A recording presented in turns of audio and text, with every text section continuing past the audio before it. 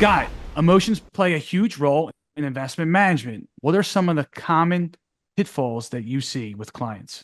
Matt, behavioral investing, it arises from cognitive and emotional biases that investors and managers exhibit. I just want to briefly go through what I perceive to be the top four. Number one is overconfidence. Managers and investors think that they have knowledge that the market doesn't, and they could beat the market. Time and time again, they're just flat out wrong.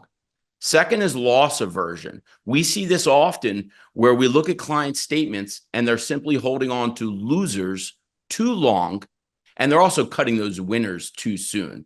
So that would be a bias that we clearly want to avoid, of holding on to those investments that we should have moved on from earlier.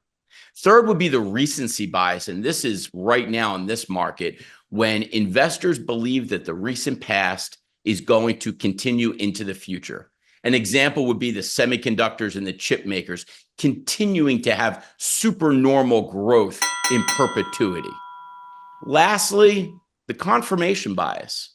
It's amazing how many times we speak to investors and managers who are researching information that simply confirms their original hypothesis. And that's not the way you want to be researching investment tools. You want to be looking at it from a clean blank canvas where you're equally looking at positive news and negative news, not just news that confirms what your original belief was.